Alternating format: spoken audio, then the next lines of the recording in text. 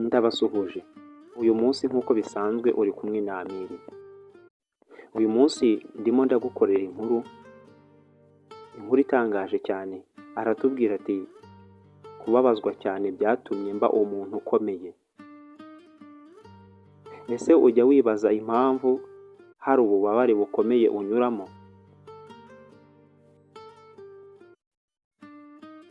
Bukagusiga wumva nta cyizere usigaranye. Ese ujya wibaza impamvu abantu wizera ari bo bagutera umugongo, bakakugambanira, bakagutera ibikomere? Uyu munsi ndakubwira inkuru itangaje cyane, inkuru y'ububabare, ariko nanone ni inkuru y'imbaraga. Niba warigeze kubabara cyane, iyi videwo ni wowe igenewe. Wabyumvise neza, iyi ni inkuru.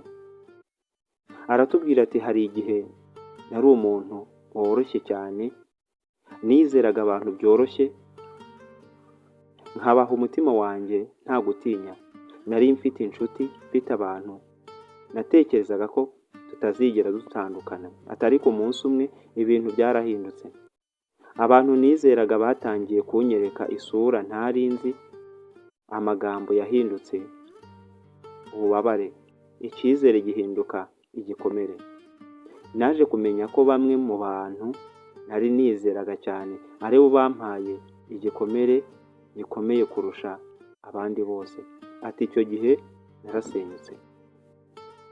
Hari ijambo naraye ntasinziriye nibaza, numva ijambo rimbwira riti kuki ari njyewe? Nakoze iki kugira ngo mbabare gutya? Numvaga umutima wanjye uremereye, numvaga nta muntu nshobora kongera kwizera. Ati hari igihe natekerezaga ko kureka byose ndetse no kureka kugerageza, kureka kwizera ndetse no kureka gukunda. Ati ariko nubwo nababaye sinigeze ndeka kubaho. Ati hari ijwi numvise rimbwira riti ibi ntabwo ari ryo herezo ry'ubuzima. Bivuze ngo ibikomere ufite ndetse n'ububabare unyuramo ntabwo ari ryo herezo ry'ubuzima bwawe. Hari igihe imbere hari ibigusanga byoroshye bizaguha intsinzi. Aratubwira ati nahise mfata icyemezo gikomeye cyane. Ntabwo ububabare bwanjye bugomba kunsenya. We mu mutima we yiyubakamo icyizere. Ati natangiye kwiyubakamo buhoro buhoro, nizera kuba njyewe ntatinya, kandi nizera kubaho njyenyine, nizera gutekereza mbere yo kwizera, nizera kwikunda mbere yo kumenya agaciro k'abandi. Njyewe ubwanjye mbanza kwiha agaciro.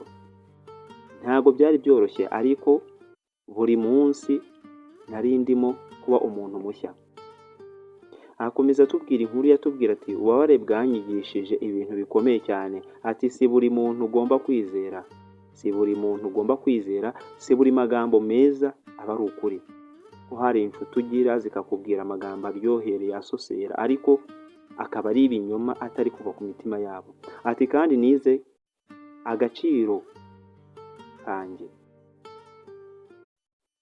niga ko agaciro kawe ntigaturuka ku bandi, ahubwo gaturuka muri wowe ubwawe.